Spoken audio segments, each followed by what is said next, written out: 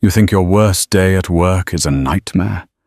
Try finishing a brutal 14-hour shift, completely exhausted, only to step into a freezing parking garage and get ambushed by 2 armored SUVs. That is exactly what happened to 24-year-old rookie nurse Sarah Jenkins. She was just trying to go home. Instead, heavily armed Navy SEALs surrounded her, locked down the perimeter, and called her by a classified military call sign she had never heard before, Team 6. What happened next in the dark belly of that Seattle hospital will leave you completely speechless. This real-life thriller is just getting started. The harsh, unrelenting hum of the fluorescent lights in the trauma ward of Seattle Presbyterian Hospital felt like a physical weight pressing down on Sarah Jenkins's skull. It was 6:15 a.m. on a bleak, rain-soaked Tuesday morning, and the 24-year-old rookie nurse had just crossed the 14-hour mark of what was supposed to be a standard 12-hour shift. Her light blue scrubs, which had been crisp and clean when she clocked in yesterday evening, were now hopelessly stained with a gruesome mosaic of coffee spills, iodine, and the unmistakable rust-colored smears of dried human blood.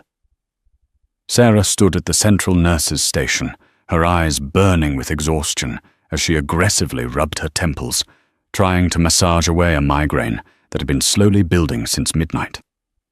The night had been an absolute nightmare. A catastrophic multi-vehicle pileup on Interstate 5 had flooded the emergency room with severe trauma cases. For hours, Sarah had been trapped in a chaotic whirlwind of shouting doctors, screaming patients, the frantic beeping of heart monitors, and the overwhelming metallic scent of copper and heavy antiseptics. She had pushed epinephrine, assisted in 3 emergency intubations, and held the trembling hand of a frightened teenager while the surgical team worked frantically to stop his internal bleeding. She was entirely, thoroughly spent. Her legs felt like lead pillars, and her hands still possessed a slight, uncontrollable tremor from the sheer volume of adrenaline that had been coursing through her veins all night. "You look like a walking corpse, Jenkins," a raspy voice suddenly barked from across the desk. Sarah blinked, slowly pulling her hands away from her face to look at Brenda Caldwell, the veteran charge nurse. Brenda was a formidable woman in her late 50s, with iron-grey hair pulled back into a tight bun, and a no-nonsense demeanor that terrified the medical interns and commanded absolute respect from the attending physicians. Brenda was currently rapidly typing up shift reports, her reading glasses perched precariously at the very tip of her nose. "I feel like one, Brenda," Sarah replied, her voice barely more than a hoarse whisper. She reached for her lukewarm, half-empty cup of hospital cafeteria coffee and took a grimacing sip. "If another trauma code goes off right now, I think I might actually just lay down on the linoleum floor and let the gurneys run me over."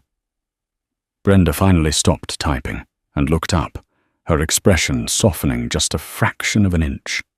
"You did good tonight, kid. Real good. When Dr. Mitchell was struggling to secure that airway in Bay 4, you anticipated the need for the glidescope before he even asked. You kept your head. That's rare for someone who's only been out of nursing school for 6 months. A faint, tired smile briefly touched Sarah's lips. Compliments from Brenda Caldwell were rarer than quiet nights in the ER, and despite her profound exhaustion, the veteran nurse's words sparked a small, warm feeling of professional pride in her chest. "Thank you, Brenda. I just tried to focus on the protocols. One step at a time. It kept the panic away."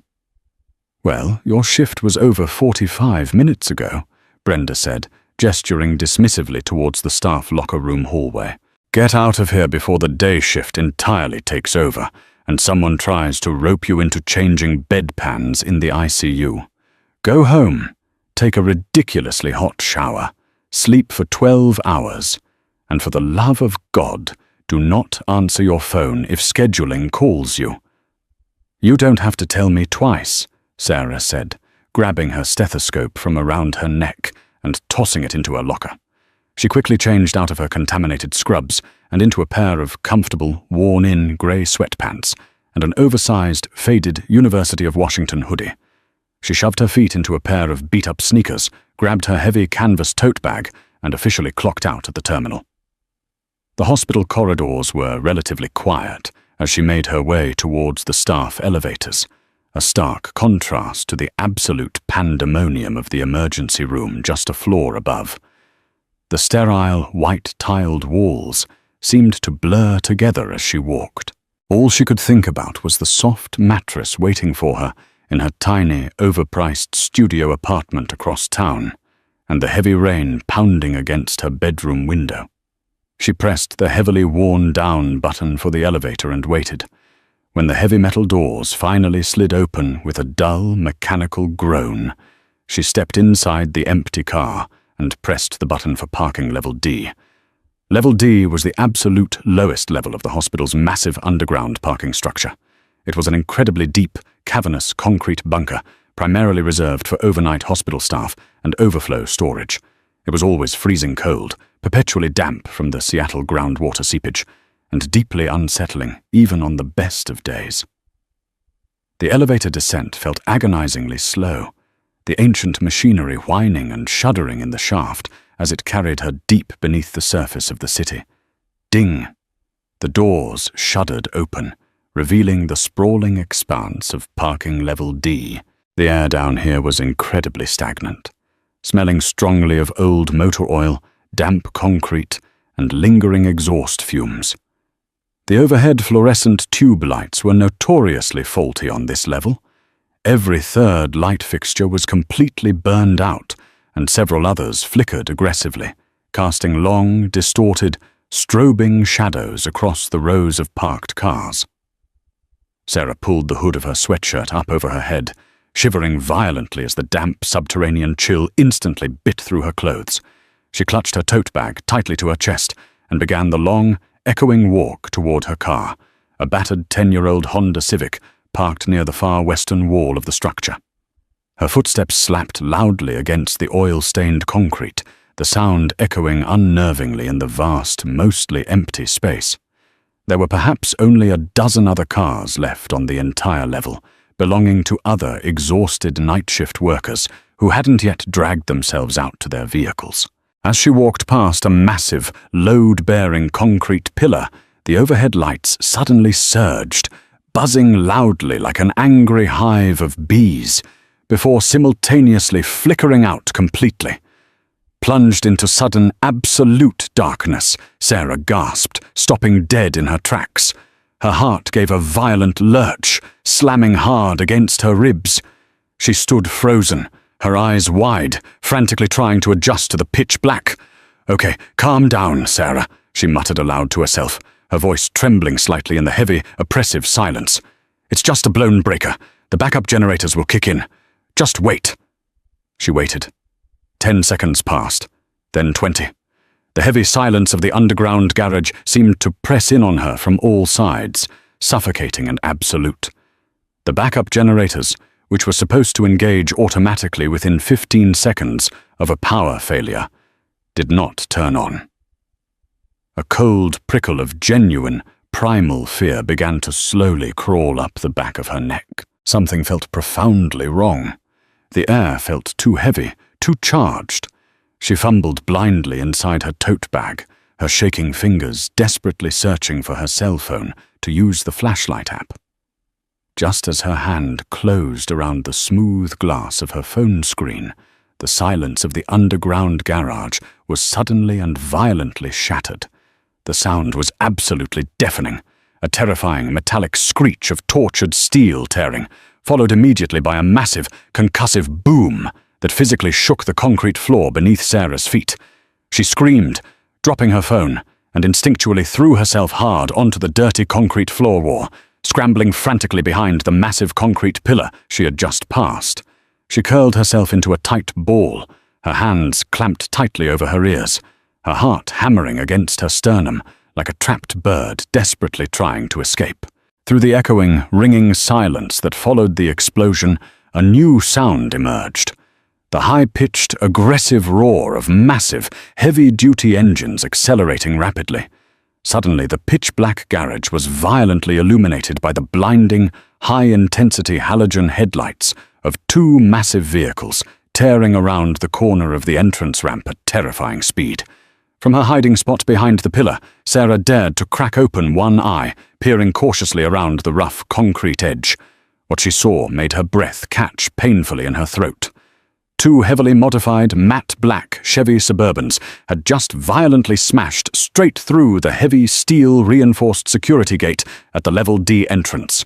The mangled, twisted remains of the steel gate were violently dragged beneath the undercarriage of the lead vehicle, throwing a massive shower of bright orange sparks across the dark concrete before the heavy SUV violently braked, skidding sideways and coming to a sudden, aggressive halt right in the middle of the main driving lane.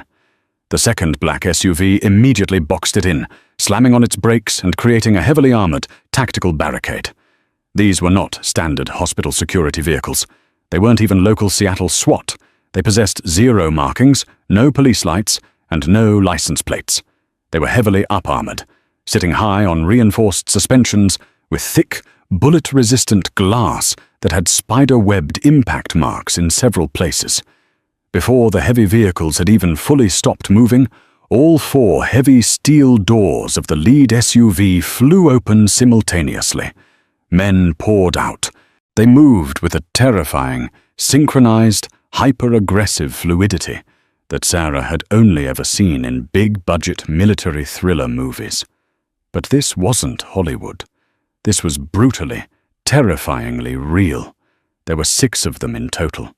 They were entirely clad in advanced, dark tactical gear, heavy ceramic plate carriers, Kevlar helmets equipped with multi-lens night vision goggles, and thick combat boots.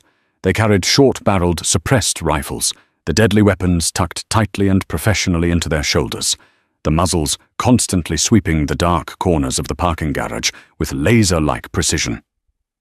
"Perimeter secure. Check your corners. I want 360-degree coverage. Now!" A deep, heavily authoritative voice barked out from the center of the chaotic formation. The man who had shouted was easily the most imposing figure of the group. He stepped out from the passenger side of the second SUV. Unlike the others, his night vision goggles were flipped up, revealing a face smeared with black tactical grease paint. He had piercing, cold blue eyes that rapidly scanned the area with predatory intensity. He moved with a heavy limp, his left thigh wrapped tightly in a blood-soaked field bandage, but he completely ignored the injury, his weapon raised and ready. Sarah pressed her back as hard as she physically could against the cold concrete pillar, desperately trying to make herself as small and invisible as possible. She held her breath until her lungs burned, terrified that even the sound of her own breathing would give away her position. "Who are they?" her panicked mind screamed. "Terrorists? Cartel? What is happening? Miller, get the package out! He's fading fast. We need to stabilize him right now or we lose him," the leader ordered, his voice echoing sharply off the low concrete ceiling. 2 of the heavily armed operators immediately slung their rifles over their backs and ripped open the rear tailgate of the lead SUV. Grunting with extreme effort, they carefully but quickly pulled a man out of the back. He wasn't wearing tactical gear. He was wearing what looked like the shredded remains of a high-end designer suit, entirely saturated in dark, wet blood. His head lolled lifelessly to the side as they laid him rapidly down on the cold concrete floor, right between the 2 armored vehicles.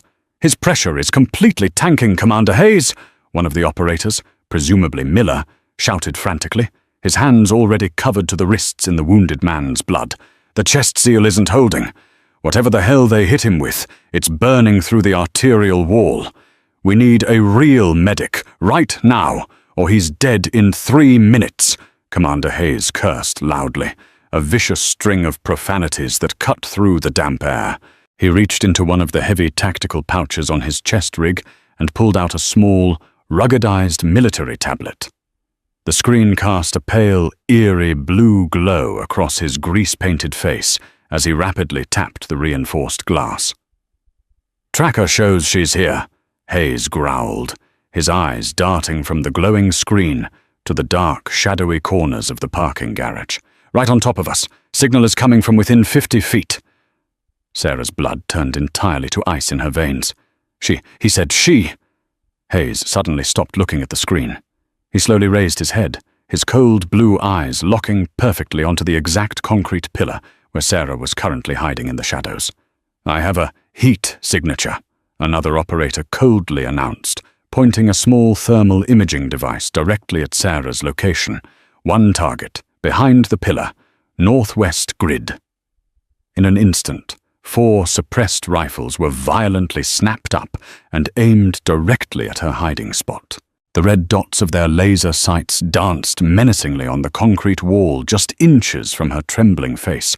"Come out from behind the pillar," Hayes commanded, his voice devoid of any emotion, but loud enough to command absolute obedience. "Keep your hands perfectly visible, empty, and raised above your head. Do it exactly right now, or my men will put you down." Sarah was trapped. There was nowhere to run, nowhere to hide, and absolutely no one to call for help. The power was out. The hospital above was completely oblivious. She was entirely alone with heavily armed, desperate men. Trembling so violently she could barely control her own limbs, Sarah slowly, agonizingly, raised her empty hands above her head and stepped out from the shadows of the concrete pillar, stepping into the harsh, blinding glare of the SUV's halogen headlights. Hayes stared at her intensely for 3 long, agonizing seconds, his eyes analyzing every single detail of her appearance, her faded sweatpants, her oversized hoodie, her terrified, tear-filled eyes. He looked back down at the glowing military tablet in his hand, then back up at her, a look of profound, desperate relief washing over his hardened features. He didn't raise his weapon. Instead, he pointed a heavy, gloved finger directly at her chest. "You're Sarah Jenkins," Hayes stated. It wasn't a question. It was a completely verified fact. Sarah nodded mutely, completely unable to find her voice through the paralyzing terror gripping her throat. "You're Team 6, Hayes barked, his voice suddenly shifting from hostile command to urgent desperation. "We don't have time to explain. Get over here right now. Your patient is bleeding out." "I think you have the wrong person," Sarah finally managed to stammer, her voice cracking violently as she stood frozen in the harsh glare of the headlights.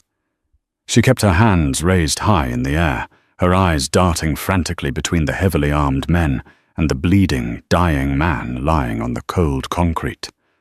"I'm just a nurse. I work upstairs. I just got off my shift. I don't know who you are, and I definitely don't know what Team 6 means." Commander Hayes did not look amused. He holstered his sidearm with a swift, angry motion and closed the distance between them in 3 long, predatory strides. He grabbed Sarah firmly by the upper arm, not enough to severely hurt her, but with enough raw strength to completely lift her off her toes, and physically dragged her toward the space between the 2 black SUVs. "I know exactly who you are, Jenkins. Graduated top of your nursing class at UW. Specialized in emergency trauma. You've been working the critical care floor for exactly 6 months." Hayes practically growled directly into her ear as he pulled her along. "We don't have a military surgeon. Our extraction chopper was blown out of the sky 20 minutes ago. You are literally the only medically trained personnel within a 10-mile radius who isn't currently compromised. You are Team 6 because you are currently the 6th member of this unit. Now get down there and fix him." Hayes shoved her roughly onto her knees, right beside the dying man. Sarah hit the hard concrete hard, tearing the fabric of her sweatpants and scraping her knees raw, but she barely felt the pain. The metallic, nauseating smell of massive blood loss instantly overwhelmed her senses, snapping her brain out of its state of paralyzed terror and throwing her violently back into her deeply ingrained medical training. The man lying on the ground was perhaps in his early 40s. His face was entirely pale, slick with cold sweat, and his lips were taking on a terrifying, cyanotic blue hue. His breath was coming in wet, ragged gasps that sounded like tearing wet paper. The expensive fabric of his suit had been violently ripped open by the SEAL operators, exposing a massive, horrific wound on the upper right side of his chest, just below the collarbone. "Oh my God," Sarah breathed, instinctively pressing her hands against the wound to apply direct pressure. Her hands instantly became slick with warm, thick blood. But as she looked closer at the injury in the harsh glare of the tactical flashlights, she realized it wasn't a normal gunshot wound. The edges of the torn flesh weren't just bleeding. They were actively bubbling, emitting a faint, sickly sweet chemical smoke, and the surrounding tissue was glowing with a bizarre, unnatural, faint green luminescence. "What is this?" Sarah yelled, looking up wildly at Hayes, the sheer panic returning to her voice. "This isn't a standard bullet wound. It looks like chemical necrosis. It's eating through his tissue. Direct pressure isn't going to stop this. He needs an immediate surgical suite, heavy vascular clamps, and a specialized decontamination team. I can't do this on the floor of a dirty parking garage." "You have to, Miller," the operator, currently holding a heavy pressure dressing to the man's lower abdomen, shouted back. It was a specialized subsonic flechette round, highly classified. It delivers a localized necrotic payload to ensure the target bleeds out internally. You have our full tactical medical kit. Use it. Do whatever you have to do, but keep him breathing for another 10 minutes until our secondary extraction team breaches this perimeter. Hayes dropped a massive, heavy green tactical canvas bag onto the concrete right next to Sarah, ripping the zipper open to reveal an array of incredibly advanced medical equipment she had never seen before in civilian medicine.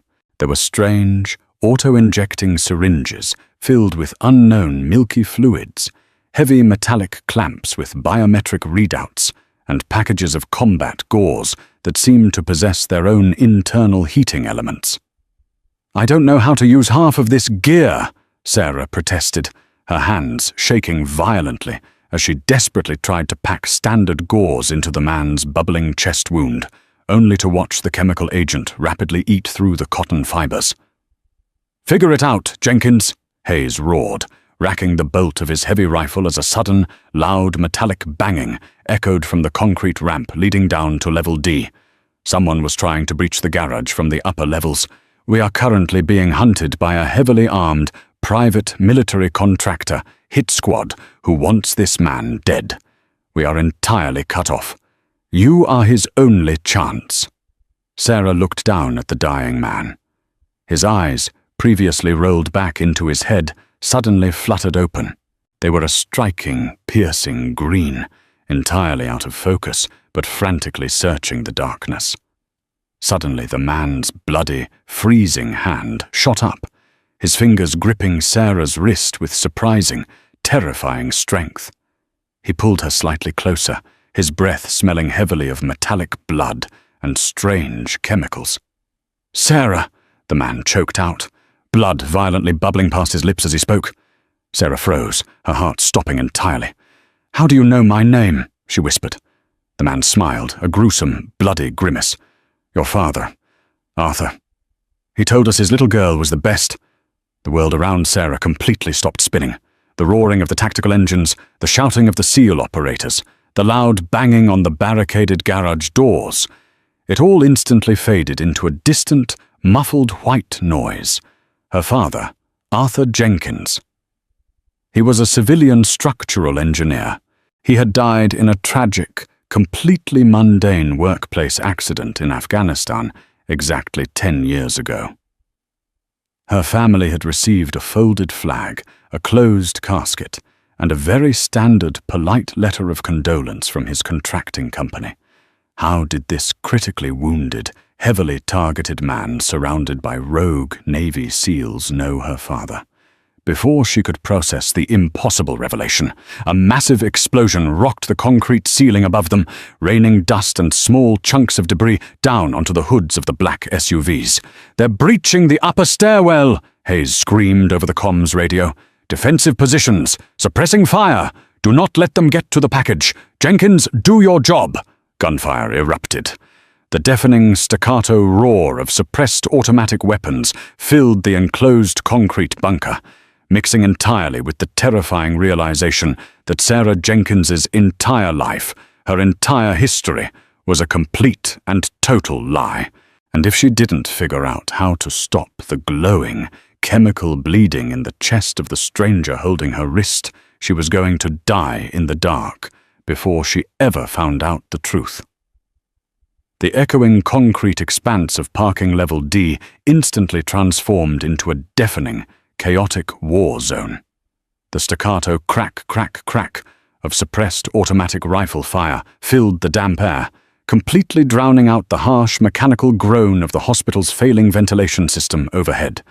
From the upper ramp, heavily armed mercenaries in unmarked grey tactical gear began pouring down the concrete incline, their weapons spitting bright yellow flashes into the gloom.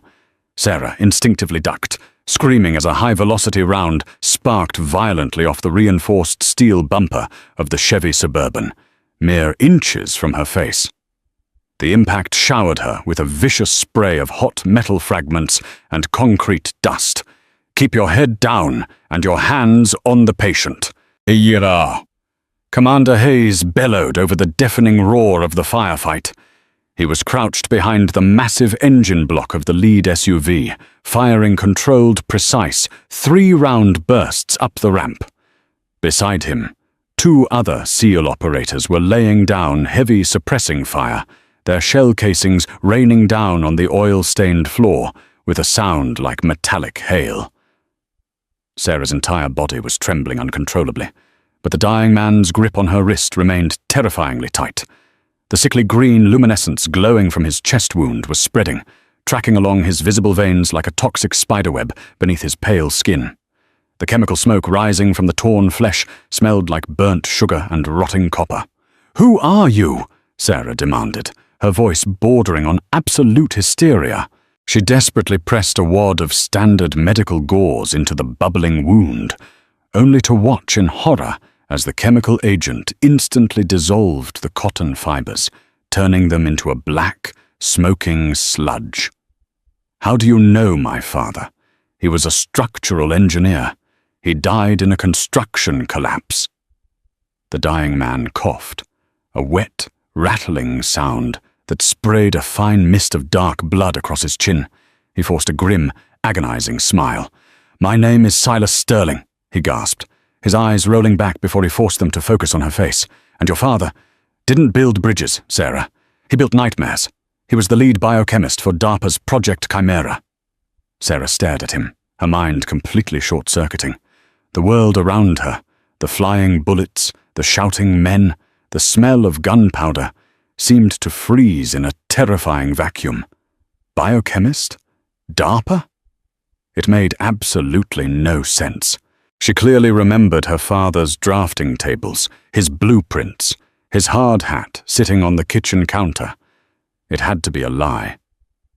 "He designed the very agent that is currently eating through my sternum," Silas choked out, his grip on her wrist becoming incredibly weak. "It's a localized tissue necrotizing enzyme, untraceable in standard autopsies. The people shooting at us right now, they stole it. They shot me with it to ensure I couldn't deliver the evidence to a congressional committee tomorrow morning." "I don't care about committees. I don't know how to stop this," Sarah screamed, tears of pure frustration and terror finally spilling hot over her cheeks. She turned frantically to the heavy green tactical medical bag Hayes had thrown beside her. She ripped it entirely open, dumping its contents onto the cold concrete. Dozens of strange, heavy-duty medical devices scattered across the floor. There were thick auto-injectors with no labels, heavy biometric clamps, and vacuum-sealed foil packets. "The blue cylinder!" Silas rasped, his eyes locking onto the scattered gear. "Your father. He built a fail-safe, a neutralizing enzyme. It's in the kit. The blue cylinder." Sarah's blood-stained hands scrambled frantically over the advanced tactical gear. She found it, a heavy metallic syringe with a thick glass barrel containing a viscous, glowing blue liquid. It looked more like a piece of alien technology than a medical device. It had a dial on the top with numerical settings she didn't understand. "How much?" she yelled, holding it up. "What's the dosage? I don't know his weight or his baseline vitals." "Max it out!" Miller shouted from his position at the rear bumper, slamming a fresh magazine into his rifle. "If you don't neutralize that necrotic agent right now, it hits his heart in 60 seconds, and we carried him down here for absolutely nothing." Sarah gritted her teeth, her medical training violently warring with the sheer impossibility of the situation. Do no harm. But doing nothing meant certain death. She twisted the metallic dial at the top of the heavy syringe all the way to the right until it clicked loudly. She found the thickest, most prominent vein on Silas's uninjured left arm, wiped away the blood and sweat with her forearm, and drove the thick needle deep into his flesh. She slammed the plunger down. The reaction was instantaneous and terrifying. Silas's back violently arched off the concrete floor, a guttural, choked scream tearing from his throat. His entire body convulsed. "Hold him down," Hayes roared, not taking his eyes off the ramp as he fired another burst. Sarah threw her entire body weight over Silas's torso, her knees pinning his good arm to the floor as he thrashed wildly. The glowing blue liquid rapidly tracked up the veins in his arm, heading straight for his chest. When it met the sickly green luminescence of the chemical wound, a violent, audible hiss erupted from his torn flesh. Thick, white steam poured out of the wound, obscuring Sarah's vision. She squeezed her eyes shut, terrified the chemical reaction was going to detonate. Slowly, agonizingly, the violent convulsions stopped. Silas collapsed flat against the cold concrete, utterly motionless. Sarah frantically pressed 2 trembling fingers against the thick carotid artery on his neck. For a terrifying 3 seconds, she felt absolutely nothing. Then a pulse. It was incredibly weak, thready, and dangerously fast, but it was there. She looked down at his chest. The sickly green glow was entirely gone. The tissue had stopped bubbling. The necrotic agent had been neutralized. "He's stable!" Sarah screamed over the gunfire, her voice cracking. "The bleeding has slowed, but his blood pressure is in the basement. If we don't get him whole blood and a sterile surgical suite within 20 minutes, he's going to die from hypovolemic shock." "20 minutes is a luxury we don't have, Jenkins," Hayes yelled back, pulling a heavy spherical metal object from his tactical vest. "They're flanking us. Miller, cover the eastern stairwell. We're moving to the sub-basement utility tunnels." Hayes pulled the pin on the metallic sphere and hurled it as hard as he could up the concrete ramp. "Flash out! Heads down!" he roared. Sarah threw her arms over her head and buried her face into Silas's ruined suit jacket. A fraction of a second later, the dark parking garage was instantly obliterated by a blinding, magnesium-white flash of light, followed by a concussive shockwave that physically rattled Sarah's teeth in her skull. The immediate aftermath of the flashbang grenade was a disorienting, ringing silence. The high-pitched electronic whine echoing in Sarah's ears was nauseating. The harsh white light had burned temporary, floating blind spots into her vision. "Move! Move! Grab the package!" Hayes's voice sounded muffled, as if he were shouting underwater. Through her blurred vision, Sarah saw Miller and another SEAL operator, a massive man with a heavy machine gun, sprint toward Silas. They didn't bother with a stretcher. They roughly grabbed the unconscious man by the heavy tactical harness they had strapped to him earlier and hoisted him up, carrying him between them like a battering ram. "Jenkins, stay right behind me. Keep your head below the window line of the vehicles," Hayes ordered, grabbing her firmly by the hood of her sweatshirt and physically pulling her to her feet.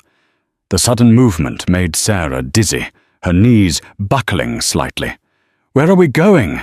The elevators are dead. The ramps are blocked." "There's a reinforced maintenance access hatch behind the generator block on the far wall," Hayes explained rapidly, his eyes scanning the dark corners of the garage as he pulled her along. "It leads directly to the subterranean utility tunnels that connect the hospital to the city's main storm drain system. It's our only exfil route." "How do you even know about that?" Sarah panted, struggling to keep up with the SEAL commander's long, heavy strides as they darted from the cover of the black SUVs toward a massive row of concrete pillars. "Because your father designed the hospital's subterranean retrofits 12 years ago. Hayes stated grimly, his rifle sweeping the darkness. This entire facility was built with black site protocols, hidden in plain sight. He knew they would eventually come for him. He built escape routes into everything he touched. Sarah felt a cold sickness settle deep in her stomach. Every single memory she had of her childhood, of her quiet, smiling father helping her with her middle school science projects, felt tainted, twisted into something dark and deeply terrifying. Before she could process the sheer magnitude of the lie, the concrete pillar right next to her head suddenly exploded. Crack, crack, crack, crack. The deafening gunfire erupted again, this time from a completely different angle. The mercenaries hadn't just come down the main ramp. They had breached the eastern stairwell and were now rapidly flanking them in the darkness. "Contact right! Suppress!" Hayes roared. The heavy machine gunner carrying Silas instantly dropped the wounded man's harness, stepped completely out into the open, and unleashed a terrifying, unbroken stream of heavy-caliber tracer rounds into the dark stairwell. The roaring muzzle flash illuminated the garage like a strobe light, casting long, demonic shadows across the walls. "Miller, get the door open!" Hayes shouted, firing his own weapon to support the gunner. Miller sprinted toward the far wall, where a heavy, rusted steel door sat flush against the concrete, half hidden behind a massive row of silent backup generators. He slammed his shoulder into it, twisting the heavy iron handle. It didn't budge. "It's electronically magnetically sealed," Miller yelled back, panic finally bleeding into his highly trained voice. "The power grid failure locked it down. I need to blow the hinges, but I don't have enough C4 left in my kit to breach steel this thick." Suddenly, a massive, horrifying, wet thud echoed over the gunfire. Sarah whipped her head around. The heavy machine gunner had suddenly stopped firing. He stood frozen for a split second, a blossoming, dark stain rapidly spreading across the center of his heavy ceramic plate carrier. The mercenaries had armor-piercing rounds. The gunner collapsed backward onto the cold concrete, his heavy weapon clattering uselessly to the floor. "Damn it! Man down!" Hayes roared, sprinting toward his fallen operator. "No, wait!" Sarah screamed, her medical instincts overriding her sheer terror. She scrambled on her hands and knees across the glass-strewn floor, diving toward the fallen seal. "Jenkins, get back into cover!" Hayes bellowed, but she ignored him. She slid into the slick pool of fresh blood expanding rapidly around the gunner. His eyes were wide, staring blankly up at the ceiling, his breath coming in shallow, ragged gasps. "He's hit in the upper mediastinum!" Sarah shouted, her hands flying over his heavy tactical gear, frantically searching for the release buckles. "The round penetrated the armor. He's tension pneumothoraxing. His lung is collapsing. I need a needle decompression kit right now, or his heart stops in 40 seconds. She didn't wait for Hayes to hand it to her. She violently ripped open the trauma pouch strapped to the gunner's own vest, her bloody fingers retrieving a long, thick, 14-gauge needle. "Hold him steady," she ordered Hayes, her voice suddenly commanding, entirely devoid of the paralyzing fear from 5 minutes ago. She was no longer a terrified hostage. She was a trauma nurse, and this was her domain. Hayes immediately dropped his rifle to its sling and pinned the massive gunner's shoulders to the concrete. Sarah found the second intercostal space on his massive chest, perfectly aligned with the mid-clavicular line. She didn't hesitate. She drove the thick needle violently through his chest wall. A loud, sudden rush of trapped air hissed violently out of the needle hub, followed by a spray of bright red blood. The gunner's eyes instantly snapped back into focus, and he took a massive, desperate, shuddering breath. The terrible pressure in his chest suddenly relieved. "Good job, kid," Hayes grunted, genuinely impressed. He hauled the massive gunner back to his feet, throwing the wounded man's heavy arm over his own shoulder. "Can you walk, brute?" "I can walk, Commander," the gunner gritted out, spitting blood onto the concrete. "But I can't carry the package." "I've got the package," Miller shouted. He had abandoned the sealed steel door and ran back, grabbing Silas's harness by himself, struggling under the dead weight. "We are totally pinned down," Hayes analyzed the situation coldly, ducking as another volley of rounds shattered the windshield of a nearby parked car. "The door is sealed. We have one critical casualty, one compromised asset, and a massive tactical disadvantage. They are going to box us in and slaughter us." "Wait," Sarah said, her mind racing at 1,000,000 miles an hour. She stared at the massive steel door, then at the silent, dead backup generators. She thought back to her father. She thought back to the ridiculous, seemingly pointless games he used to play with her when she was a little girl. Puzzle games, logic traps. "Commander," Sarah said, her voice eerily calm despite the chaos, "you said my father designed this level?" "Yes." Hayes fired a short burst into the dark. "What of it?" "My father didn't trust electronic locks. He always said technology fails when you need it most." Sarah stood up, ignoring the bullets snapping through the air overhead, and ran towards the heavy steel door. "Jenkins, get down!" Miller screamed. Sarah reached the heavy, rusted steel door. She ignored the electronic keypad glowing uselessly on the wall. Instead, she dropped to her knees and began frantically feeling along the bottom edge of the massive metal frame, her bloody fingers searching the dark, oily crevice where the steel met the concrete. Her father used to tell her a bedtime story about a hidden castle. The key to the fortress is never in the door, Sarah. It's always hidden under the heaviest stone, where the lazy dragon refuses to look. Her fingers brushed against something hard, metallic, and distinctly out of place. It wasn't a rock. It was a heavy, recessed mechanical lever hidden perfectly flush within the concrete floor molding. She gripped it with both hands and pulled with all her remaining strength. A loud, heavy metallic clunk echoed from deep within the steel door. The heavy magnetic seals, physically overridden by a hidden analog failsafe, violently disengaged. Sarah pushed the handle. The massive steel door slowly, heavily swung open, revealing a pitch-black, yawning tunnel that smelled strongly of damp earth and rushing water. "Doors open!" Sarah screamed, turning back to the seals. "Move!" Hayes stared at her for a fraction of a second, his icy blue eyes widening in sheer disbelief, before his combat training took over. "Fall back! Into the tunnel! Move, move, move!" The moment Commander Hayes shoved Sarah through the threshold, Miller and the massive, wounded gunner, whose name tape read Jackson, piled in right behind them. Miller immediately threw his entire body weight against the rusted interior handle, violently pulling the massive steel door shut, just as a hail of armor-piercing bullets shattered the concrete where they had been standing a fraction of a second prior. The heavy door slammed perfectly flush into its reinforced concrete frame with a deafening, echoing boom that shook dust from the ceiling. A second later, the heavy analog deadbolts automatically engaged, sealing them inside a tomb of absolute, suffocating darkness. The abrupt silence was almost as disorienting as the blinding flashbang had been.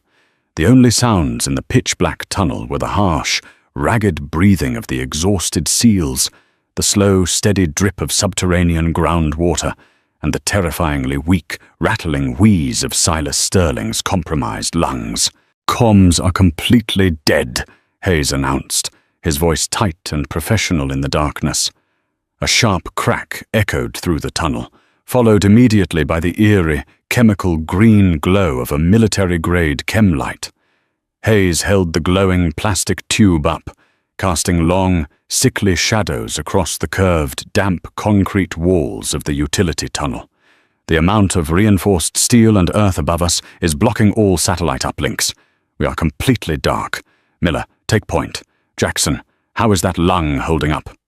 "It burns like hell, Commander, but I'm breathing," Jackson grunted heavily, leaning heavily against the curved tunnel wall. He looked down at the 14-gauge needle still protruding from his chest plate, the one Sarah had violently stabbed into him to stop his tension pneumothorax.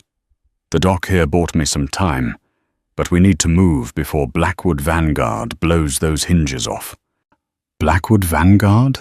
Sarah asked, her voice trembling slightly as she knelt beside Silas to check the heavy pressure dressing on his chest. The sickly green glow of his chemical wound was completely gone, replaced entirely by the dark, sticky reality of standard catastrophic blood loss. Who are they? Why are they trying to kill us? They aren't just trying to kill us, Jenkins, Hayes replied grimly, gesturing for Miller to start dragging Silas deeper down the sloping concrete tunnel. Blackwood Vanguard is a highly classified, off-the-books private military company.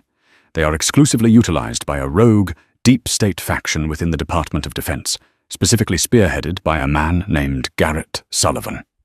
Sullivan was your father's direct supervisor at DARPA. Sarah stumbled over a rusted pipe jutting from the floor, her mind spinning wildly as she hurried to keep pace with the heavily armed men. The green light of the chemlight illuminated the rushing, ankle-deep water they were now trudging through. You're telling me the Department of Defense is trying to assassinate a man in a hospital parking garage because of something my father built 10 years ago? Your father didn't just build a biological weapon, Sarah. Silas suddenly rasped from Miller's shoulder. His voice was incredibly weak, barely a whisper over the sound of the rushing water, but the absolute certainty in his tone sent a chilling shiver down her spine. Arthur Jenkins was a visionary.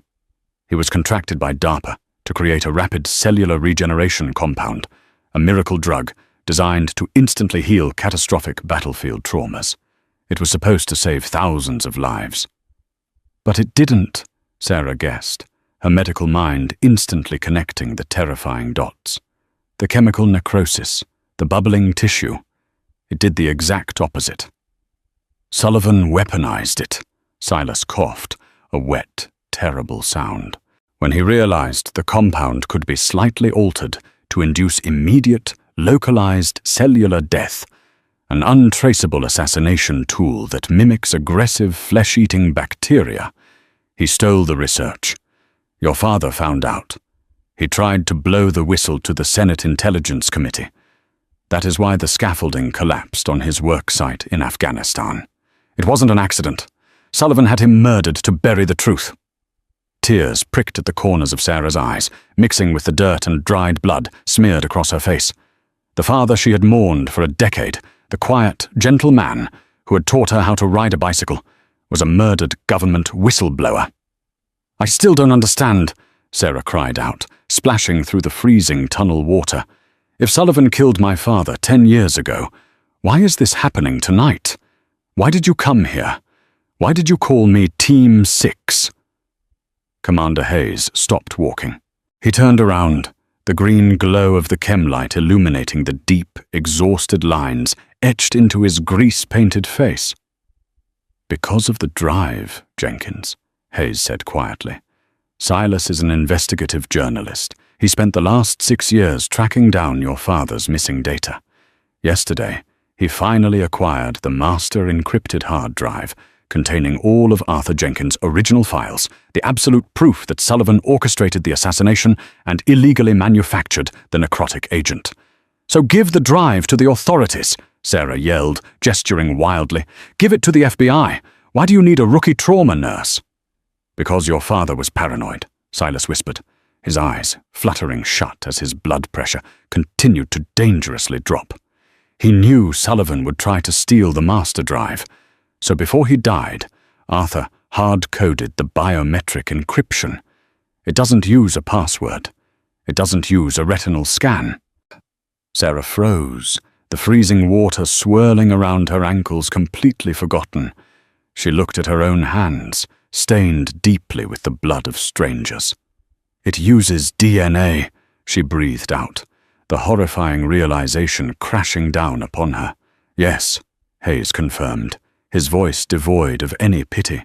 It specifically requires a perfect match to Arthur Jenkins's genetic sequence. He locked the only evidence that can take down Garrett Sullivan and Blackwood Vanguard behind a biometric wall that can only be unlocked by his direct biological descendant. He locked it with my blood, Sarah whispered, her entire reality fracturing into a million jagged pieces.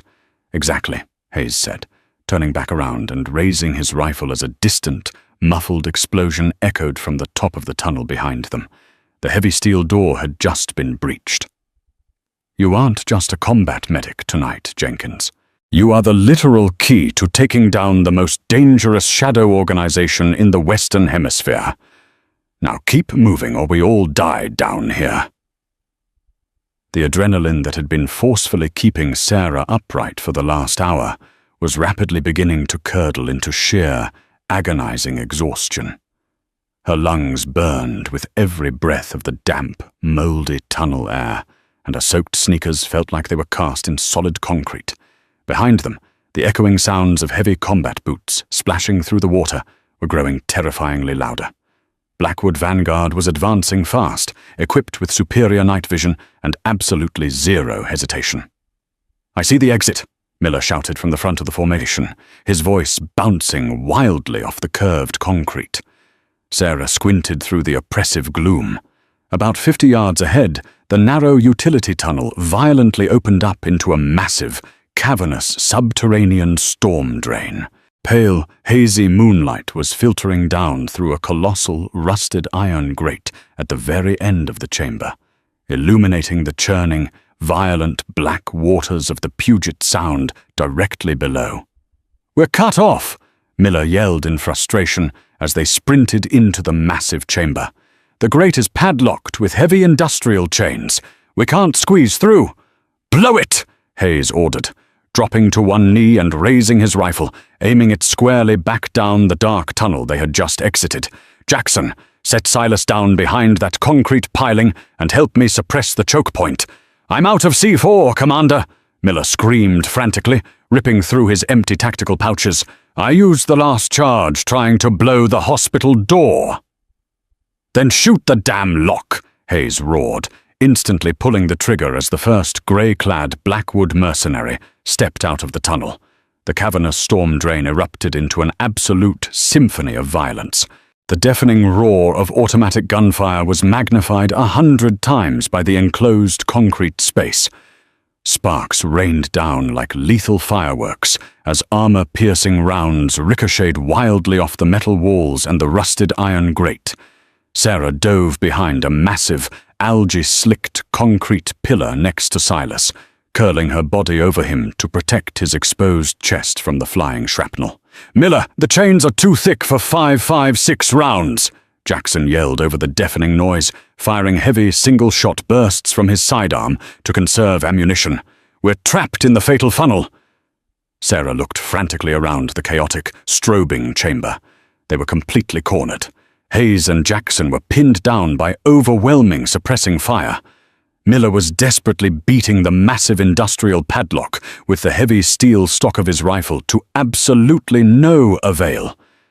She looked down at the heavy green medical bag she was still tightly clutching in her left hand. She unzipped it, her bloody fingers rummaging past the trauma dressings and the empty blue syringe.